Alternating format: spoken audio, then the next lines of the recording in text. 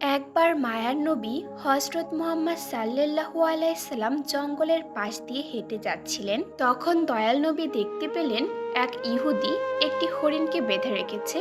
হরিণটি দয়াল নবী হজরত মুহাম্মদ সাল্লাল্লাহু আলাইসাল্লামকে দেখার সাথে সাথে বলে উঠল, ইয়া রাসূলুল্লাহ, ইয়া হাবিবুল্লাহ, আজ সকালে আমি আমার বাচ্চাদেরকে বাসায় রেখে খাবার অন্বেষণের জন্য বের হয়েছিলাম। এমন সময় এই ইহুদি আমার সামনে আসে এবং আমাকে বন্দি করে ফেলে।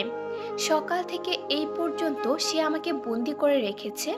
ইয়া রাসূলুল্লাহ সাল্লাল্লাহু আলাইসাল্লাম, আমার দুধের বাচ্চা রয়েছে, তাদেরকে আমি সকাল থেকে এই পর্যন্ত দুধ খাওয়াতে পারিনি। হয়তোবা তারা আমাকে না পেয়ে অনেক অস্থির হয়ে পড়েছে এবং তাদের গলার দুধ না খাওয়ার কারণে শুকিয়ে গিয়েছে। হে আল্লাহর নবী, হে আল্লাহর হাবিব, আমি শেষবারের মতো আমার বাচ্চাদের সাথে একবার সাক্ষাৎ করতে চাই। দয়া করে আপনি এর একটা ব্যবস্থা করে দিন। হরিণের এই আরজি শুনে দয়াল নবী হজরত মুহাম্মদ সাল্লাল্লাহু আলাইসাল্লামের অন্তর কেঁদে উঠল। তখন দয়াল নবী ইহুদিকে বললেন, হে ইহুদি, তুমি কেন এই হরিণকে আটকে রেখেছ? তখন ইহুদি বলল, আমি হরিণকে শিকার করেছি, আর জঙ্গলের প্রাণী শিকার করা তো বৈধ, তাই আমি এই হরিণকে আটকে রেখেছি। তখন হজরত মুহাম্মদ সাল্লাল্লাহু আলাইসাল্লাম বললেন, হে ইহুদি, তুমি কি দেখতে পাচ্ছ না এটা একটা মা হরিণ এবং তার স্তন দুধে পরিপূর্ণ হয়ে গেছে? সে তার বাচ্চাদেরকে দুধ না খাওয়ানোর কারণে অনেক কষ্ট পাচ্ছে, তুমি তাকে ছেড়ে দাও। তখন ইহুদি বলল, আমি এত কষ্ট করে তাকে শিকার করেছি, আর তোমার কথায় আমি তাকে ছেড়ে দেব? তখন দয়াল নবী হজরত মুহাম্মদ সাল্লাল্লাহু আলাইসাল্লাম বললেন, তুমি তাকে ছেড়ে দাও। সে শেষবারের মতো তার সন্তানদের সাথে দেখা করতে চায়। তার সন্তানদের সাথে দেখা করে এবং তাদেরকে দুধ পান করিয়ে সে আবার তোমার কাছে ফিরে আসবে। হজরত মুহাম্মদ সাল্লাল্লাহু আলাইসাল্লামের এই কথা শুনে ইহুদি বলল, বনের হরিণ কি তোমার বাপের সম্পদ যে তাকে একবার ছেড়ে দিলে সে আবার ফিরে আসবে? শিকার করা প্রাণী আজ পর্যন্ত ফিরে এসেছে, এর কি কোনো নজির আছে? হজরত মুহাম্মদ সাল্লাল্লাহু আলাইসাল্লাম যখন দেখলেন ইহুদি কোনোভাবেই হরিণটিকে ছেড়ে দেওয়ার জন্য রাজি হচ্ছে না, তখন দয়াল নবী ইহুদিকে বললেন, হে ইহুদি, তুমি হরিণটিকে ছেড়ে দাও, তার বিনিময়ে তুমি আমাকে বেঁধে রাখো। হরিণ যদি না আসে তাহলে তুমি আমাকে সারা জীবন বেঁধে রাখবে? তখন ইহুদি বলল, তাহলে সেই কথাই রইল, আমি হরিণটিকে ছেড়ে দিচ্ছি, বিনিময়ে তোমাকে বেঁধে রাখছি। হরিণ যদি আর ফিরে না আসে তাহলে আমি সারা জীবনেও তোমাকে মুক্তিদান করব না। অতঃপর ইহুদি হরিণটিকে ছেড়ে দিল এবং দয়াল নবী হজরত মুহাম্মদ সাল্লাল্লাহু আলাইসাল্লামকে বেঁধে রাখল। ছাড়া পেয়ে বনের হরিণ তাড়াহুড়ো করে বনের মধ্যে হারিয়ে গেল। তখন ইহুদি মনে মনে ভাবতে লাগলো, হরিণটি আর কোনোদিনও ফিরে আসবে না, আর এই লোকটাকে আমি সারা জীবন বেঁধে রাখবো। এই লোকটির চেয়ে বোকা মানুষ এই পৃথিবীতে আর কেউ নেই। একটা বনের হরিণের জন্য নিজের জীবনকে সে বিপদে ফেলেছে। বনের হরিণ দৌড়াতে দৌড়াতে তার সন্তানদের কাছে এসে পৌঁছালো। তখন তার সন্তানেরা তাকে জিজ্ঞাসা করলো, আম্মাজান, আজ সকাল থেকে আপনি কোথায় ছিলেন? আমরা আপনার জন্য অপেক্ষা করতে করতে ক্লান্ত হয়ে পড়েছি। আমরা আপনার দুধ পান করতে না পেরে আমাদের গলা শুকিয়ে গিয়েছে। তখন মা হরিণ তার সন্তানদেরকে বলল, ও আমার সন্তানেরা, তোমরা জীবনে শেষবারের মতো আমার সাথে দেখা করে নাও এবং আমার দুধ পান করে নাও, আর জীবনে তোমাদের সাথে হয়তোবা দেখা নাও হতে পারে। তখন হরিণের সন্তানেরা তাকে বলল, আম্মাজান, কেন আপনি এমন কথা বলছেন? কেন জীবনে আর আপনার সাথে দেখা হবে না? মা হরিণ তাদেরকে বলল, ওহে বৎসরা, তোমরা তাড়াতাড়ি করে আমার দুধ পান করো। আজ সকালে যখন আমি খাবার অন্বেষণের জন্য বেরিয়েছিলাম তখন এক ইহুদি আমাকে বন্দি করে ফেলেছিল। অতঃপর মায়ার নবী হজরত মুহাম্মদ সাল্লাল্লাহু আলাইসাল্লাম সেই পথ দিয়ে যাচ্ছিলেন। তখন আমি তাকে ডেকে তোমাদের কথা খুলে বললাম এবং তাকে আরও বললাম, ইয়া রাসূলুল্লাহ সাল্লাল্লাহু আলাইসাল্লাম, আমার সন্তানেরা দুধ না খেয়ে পিপাসার্ত অবস্থায় আমার পথ পানে চেয়ে রয়েছে, আপনি আমাকে তাদের কাছে যাওয়ার ব্যবস্থা করে দিন। তখন আমার মায়ার নবী হজরত মুহাম্মদ সাল্লাল্লাহু আলাইসাল্লাম নিজেকে ইহুদির কাছে জিম্মাদার রেখে আমাকে তোমাদের কাছে শেষবারের মতো দেখা করার জন্য পাঠিয়ে দিয়েছে। ও আমার সন্তানেরা, নিষ্ঠুর ইহুদি আমার মায়ার নবীকে বেঁধে রেখেছে, তাই তোমরা তাড়াতাড়ি করে আমার দুধ পান করো, আমাকে আবার জলদি ফিরে যেতে হবে, আমি আমার নবীকে কষ্ট দিতে পারবো না। যখন হরিণের সন্তানেরা শুনল তাদের মা মায়ার নবীকে বাঁধিয়ে রেখে তাদের সাথে শেষবারের মতো দেখা করার জন্য এবং তাদেরকে দুধ পান করানোর জন্য এসেছে, তখন হরিণের সন্তানেরা বলল, ও আমার আম্মা চান, আপনি কিভাবে ভাবলেন মায়ার নবী ইহুদির হাতে বন্দী রয়েছে আর মায়ার নবীকে বন্দী অবস্থায় রেখে আমরা আপনার দুধ পান করব? আপনি চলুন, আমরাও আপনার সাথে যাব। দয়ার নবী হজরত মুহাম্মদ সাল্লাল্লাহু আলাইহি সাল্লামের কোনো কষ্ট আমরা সহ্য করতে পারবো না। অতঃপর হরিণ ও তার সন্তানেরা মায়ার নবী হজরত মুহাম্মদ সাল্লাল্লাহু আলাইহি সাল্লামের মায়ায় তার কাছে যাওয়ার জন্য রওনা করলো। ওদিকে হরিণের আসতে কিছুটা দেরি হওয়ায় ইহুদি হজরত মুহাম্মদ সাল্লাল্লাহু আলাইহি সাল্লামকে বলল, হে মুহাম্মদ, তোমার মতো বোকা মানুষ আমি আর এই পৃথিবীতে দেখিনি। বনের শিকার করা হরিণ, তাকে ছেড়ে দিলে সে কি আর কোনোদিন ফিরে আসে? আর একটা বনের হরিণের জন্য তুমি নিজেকে আমার কাছে বন্ধক রেখেছো। কিয়ামত পর্যন্ত এই হরিণ আর ফিরে আসবে না, আর কিয়ামত পর্যন্ত তুমি আমার কাছ থেকে ছাড়া পাবে না। তখন দয়াল নবী হজরত মুহাম্মদ সাল্লাল্লাহু আলাইহি সাল্লাম ইহুদির এই কথা শুনে বললেন, ওহে ইহুদি, তুমি একটু ধৈর্য ধারণ করো, হরিণ অবশ্যই আমার মায়ায় আবার তোমার কাছে ফিরে আসবে। হজরত মুহাম্মদ সাল্লাল্লাহু আলাইহি সাল্লামের এই কথা শুনে ইহুদি বলল, হে মুহাম্মদ, তোমার এই অলৌকিক কল্পনা ছেড়ে দাও। আমি দৃঢ় বিশ্বাসের সাথে বলছি, কিয়ামতের আগ পর্যন্ত হরিণ আর ফিরে আসবে না। এইভাবেই কিছুটা সময় কেটে গেল আর ইহুদি মনে মনে ভাবতে লাগলো, মুহাম্মদকে আটকে রেখে বড় রকমের একটা অর্থ তার সঙ্গীদের কাছ থেকে আমি উসুল করে নিতে পারবো। বনের হরিণ কি কারো মায়ায় ফিরে আসে?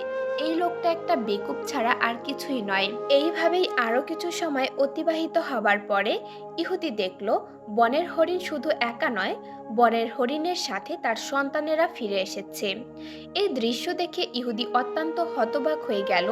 তখন দয়াল নবী হজরত মুহাম্মদ সাল্লাল্লাহু আলাইহি সাল্লাম হরিণকে জিজ্ঞাসা করলেন, ওহে হরিণ, তুমি তোমার সন্তানদের কেন নিয়ে এসেছো? কথা তো ছিল তুমি একাই ফিরে আসবে। তখন মা হরিণ বলল, ইয়া রাসূলুল্লাহ সাল্লাল্লাহু আলাইহি সাল্লাম, আমি যখন আমার সন্তানদের কাছে ফিরে গিয়ে বললাম, মায়ার নবী হজরত মুহাম্মদ সাল্লাল্লাহু আলাইহি সাল্লাম নিজেকে ইহুদির কাছে জিম্মাদার রেখে তোমাদের কাছে আমাকে শেষবারের মতো দেখা করার জন্য পাঠিয়েছে এবং জীবনের শেষবারের মতো দুধ পান করানোর জন্য পাঠিয়েছে, তখন আমার সন্তানেরা বলল, ও আমার আম্মা জান, আপনি কিভাবে ভাবলেন মায়ার নবী হজরত মুহাম্মদ সাল্লাল্লাহু আলাইহি সাল্লামকে বাঁধিয়ে রেখে আমরা আপনার দুধ পান করব? ইয়া রাসূলুল্লাহ সাল্লাল্লাহু আলাইহি সাল্লাম, তখন আমার সন্তানেরাও আমার সাথে রওনা করে চলে এসেছে। হে আল্লাহর নবী, আপনার সাথে বেয়াদবি করার জন্য আপনি আমাদেরকে ক্ষমা করে দিন। এতক্ষণ পর্যন্ত আমরা আপনাকে কষ্ট দিয়েছি। অতঃপর হজরত মুহাম্মদ সাল্লাল্লাহু আলাইহি সাল্লাম ইহুদিকে লক্ষ্য করে বললেন, ওহে ইহুদি, এই নাও তোমার শিকার করা হরিণ ফিরে এসেছে। শুধু সে ফিরে আসেনি, ফিরে এসেছে তার সকল সন্তানগুলো। এখন তুমি তাদেরকে তোমার কাছে ব্যবহার করতে পারো। আর তুমি একথা মনে রেখো, আমি সত্য নবী। আমি শুধুমাত্র মানুষের নবী নই, আমি বন জঙ্গলের পশু পাখি এবং সমগ্র জাহানের নবী। উক্ত কথাগুলো বলে দয়াল নবী হজরত মুহাম্মদ সাল্লাল্লাহু আলাইহি সাল্লাম চলে যেতে লাগলেন। তখন ইহুদি পেছন থেকে দয়াল নবীকে ডাক দিয়ে বললেন, ইয়া রাসূলুল্লাহ সাল্লাল্লাহু আলাইহি সাল্লাম, বনের হরিণ যার মায়ায় ফিরে আসে, আমি বুঝতে পেরেছি তিনি আল্লাহর নবী ছাড়া আর কেউ নন।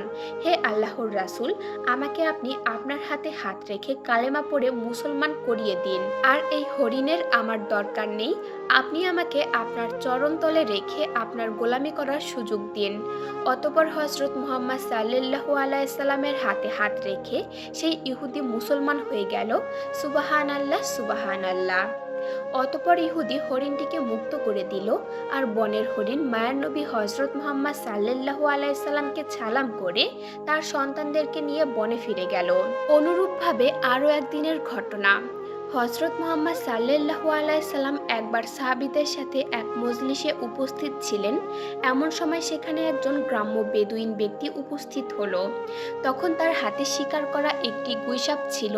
সেই বেদুইন হজরত মুহাম্মদ সাল্লাল্লাহু আলাইহি সাল্লামের দিকে ইশারা করে সাহাবায়ে কেরামদেরকে জিজ্ঞাসা করলেন, তিনি কে? সাহাবায়ে কেরাম উত্তর দিলেন, তিনি আল্লাহর রাসূল সাল্লাল্লাহু আলাইহি সাল্লাম। ইনি হলেন জিন ও ইনসানের নবী। ইনি হলেন তামাম বিশ্বজাহানের নবী। অতঃপর সেই বেদুইন গ্রাম্য ব্যক্তি বলল, আমি লাত ও উজ্জার কসম করে বলছি, আমি তাকে নবী বলে স্বীকার করি না। তবে আমার হাতে যে শিকার করা গুইসাপ রয়েছে, এই সাপটি যদি কথা বলে, তার নবুয়তের ব্যাপারে স্বীকৃতি দান করে, তাহলে আমি তাকে নির্দ্বিধায় নবী বলে মেনে নিব। হে মুহাম্মদ, যতক্ষণ পর্যন্ত এই গুইসাপটি আপনার উপর ঈমান না আনবে, ততক্ষণ পর্যন্ত আমিও আপনার উপর ঈমান আনব না। তখন হযরত মুহাম্মদ সাল্লাল্লাহু আলাইহি সাল্লাম বললেন, হে বেদুইন, তুমি সত্যি করে বলো তো, এই গুইসাপটি যদি তোমার কথা মতোই আমার উপর ঈমান আনে, আমার নবুয়তের ব্যাপারে স্বীকৃতি প্রদান করে, তাহলে কি তুমি আমার প্রতি ঈমান আনবে? তখন বেদুইন ব্যক্তি জবাব দিল, যদি সত্যি এটি হয়, তাহলে আমি নির্দ্বিধায় তোমাকে নবী বলে স্বীকার করে নেব এবং তোমার প্রতি ঈমান আনব। তখন আল্লাহর নবী হযরত মুহাম্মদ সাল্লাল্লাহু আলাইহি সাল্লাম বেদুইনকে বললেন, তুমি এই গুইসাপটিকে ছেড়ে দাও। রাসূল আকরাম সাল্লাল্লাহু আলাইহি সাল্লামের আদেশ মতো সেই বেদুইন ব্যক্তি তার সামনে সাপটিকে ছেড়ে দিল। এরপর আল্লাহর নবী সাল্লাল্লাহু আলাইহি সাল্লাম সাপটিকে বললেন, হে গুইসাপ। গুইসাপকে ডাক দেওয়ার সঙ্গে সঙ্গে সেই সাপটি সকলের বোধগম্য বিশুদ্ধ আরবি ভাষায় জবাব দিল, লাব্বাইক ইয়া রাসূলুল্লাহ, আমি আপনার খেদমতে উপস্থিত রয়েছি এবং আপনার অনুগত। গুইসাপের এই কথাগুলো উপস্থিত সকলে শুনল এবং বুঝতে পারল। এরপর রাসূল আকরাম সাল্লাল্লাহু আলাইহি সাল্লাম গুইসাপকে জিজ্ঞাসা করলেন, হে গুইসাপ, তুমি কার ইবাদত করো? জবাবে গুইসাপ বলল, আমি ওই আল্লাহর ইবাদত করি যার আরশ আকাশে, যার রাজত্ব দুনিয়াতে, যিনি সমুদ্রের ভেতরে পথ সৃষ্টি করেছেন, যিনি বেহেশতের রহমত এবং দোজখে আযাব সৃষ্টি করেছেন।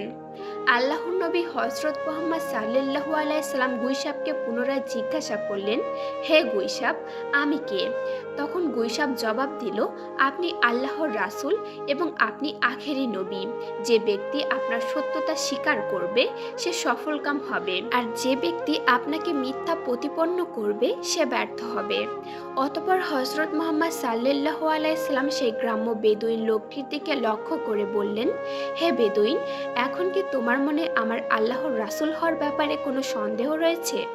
বেদুইন ব্যক্তিটি বলল, ইয়া রাসূলুল্লাহ, ইয়া হাবিবুল্লাহ, যার নবুয়তের ব্যাপারে একটি গুইসাপ সাক্ষ্য দেয়, তার নবুয়তের ব্যাপারে সন্দেহ করার আমি কে? হে আল্লাহর হাবিব, আপনি আমাকে মুসলমান বানিয়ে দিন এবং আপনার চরণতলে খেদমত করার সুযোগ দান করুন।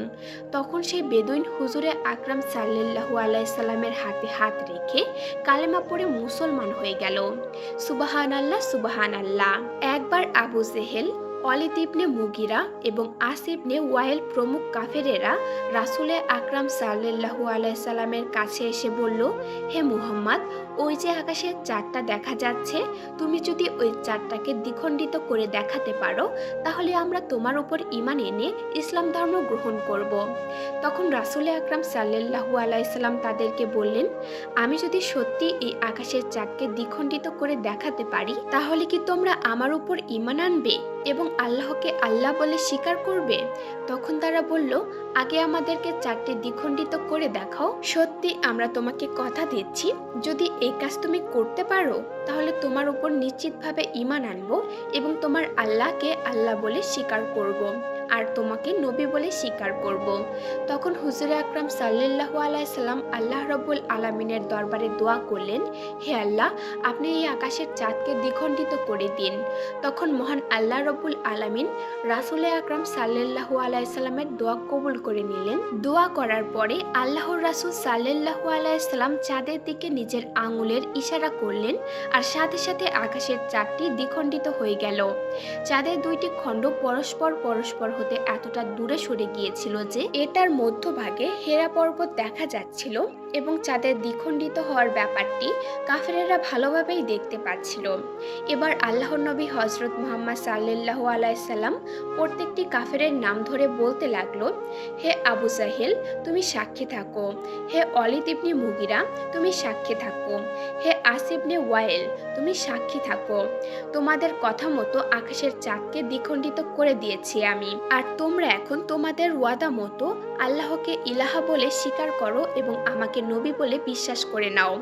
তখন কাফেরেরা হাসতে হাসতে বলতে লাগলো, ওরে মুহাম্মদ, এতদিন তো আমরা জানতাম তুমি এই পৃথিবীর বিভিন্ন জিনিসের উপর জাদু করার ক্ষমতা রাখো, কিন্তু আজ তো দেখছি তুমি আকাশের চাঁদের উপরও জাদু করার ক্ষমতা রাখো। তোমার মতো এত বড় জাদুকর আমরা আর এই পৃথিবীতে কখনোই দেখিনি। আর তুমি এই কথাও জেনে রাখো, আমরা কোনো জাদুকরকে কখনোই নবী বলে স্বীকার করতে পারি না।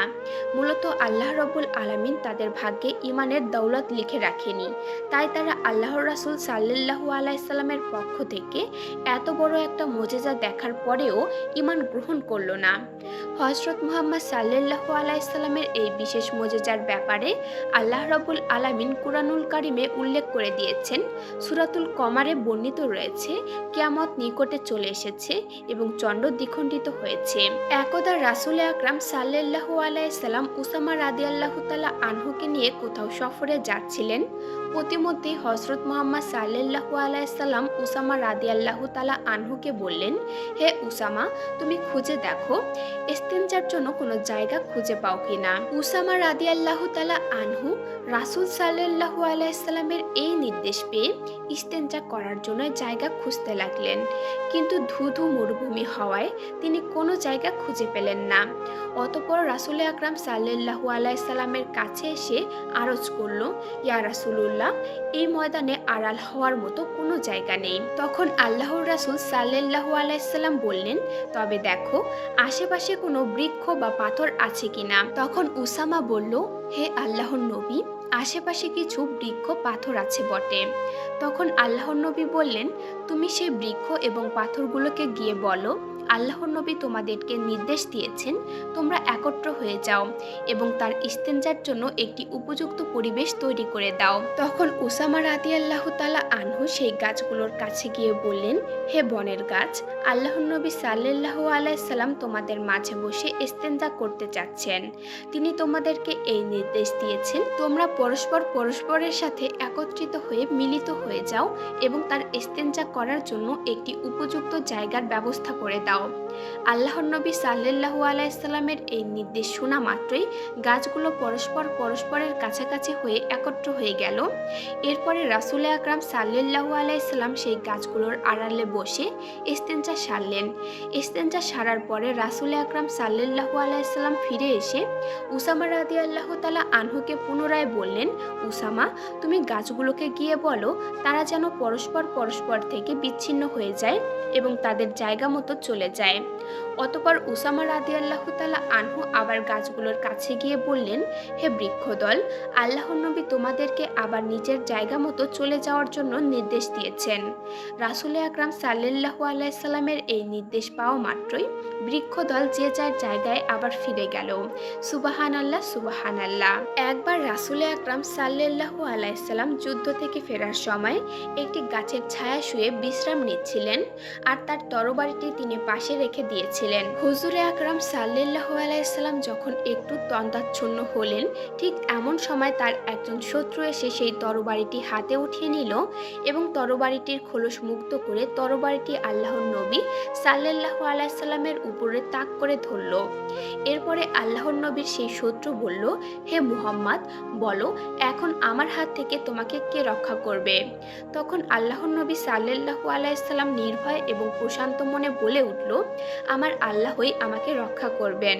আল্লাহর নবীর এই কথা শ্রবণ করার সাথে সাথে লোকটির শরীরে ও হাতে পায়ে কম্পন শুরু হয়ে গেল এবং কাঁপতে কাঁপতে তার হাত থেকে তরবারিটি পড়ে গেল। অতঃপর রাসূল আকরাম সাল্লাল্লাহু আলাইহি সাল্লাম সেই তরবারিটি তার নিজের হাতে উঠিয়ে নিয়ে বললেন, এবার বলো তোমাকে আমার হাত থেকে কে রক্ষা করবে। তখন সেই লোকটি অত্যন্ত ভীতু সন্তুষ্ট হয়ে বলল এবং সে বলল, কোনো সম্মানিত লোক যদি আমার প্রাণ ভিক্ষা দিতে চায় তাহলে তিনি আমাকে রক্ষা করতে পারেন। তার এই কথা শুনে আল্লাহর নবী সাল্লাল্লাহু আলাইহি সাল্লাম বললেন, যাও, তোমাকে আমি মুক্ত করে দিলাম, তোমার কোনো ক্ষতি আমি করব না। রাসূলুল্লাহ সাল্লাল্লাহু আলাইহি সাল্লামের এই উদারতা এবং মহানুভবতা দেখে সেই লোকটি অবাক হয়ে গেল এবং সে তার সম্প্রদায়ের কাছে ফিরে গিয়ে বলল, আমি এমন একজন ব্যক্তির সাথে সাক্ষাৎ করে আসলাম যার মহানুভবতা ও উদারতার কোনো তুলনা হয় না। হে আমার সম্প্রদায়, তোমরা জেনে রাখো, আজ থেকে আমি তোমাদের সঙ্গ ত্যাগ করে সেই লোকটির জন্য আমার প্রাণ উৎসর্গ করব। এরপরে সেই লোকটি পুনরায় নবী আকরাম সাল্লাল্লাহু আলাইসাল্লামের কাছে ফিরে এসে আরজ করল, ইয়া রাসূলুল্লাহ, আপনি আমাকে মুসলমান করে নিন এবং আপনার চরণ তলে খেদমত করার সুযোগ দান করুন। তখন আল্লাহর নবী সাল্লাল্লাহু আলাইসাল্লাম তাকে কালেমা পড়িয়ে মুসলমান বানিয়ে দিলেন। সুবাহান আল্লাহ, সুবাহান আল্লাহ। প্রিয় দর্শক, এই ছিল নবী আকরাম সাল্লাল্লাহু আলাইসাল্লামের জীবনের বিশেষ কিছু মজেজা। আল্লাহ রাব্বুল আলামিন রাসূল আকরাম সাল্লাল্লাহু আলাইসাল্লামের জীবন থেকে শিক্ষা গ্রহণ করে আমাদেরকে সোনালী জীবন গঠন করার তৌফিক দান করুক। আমিন।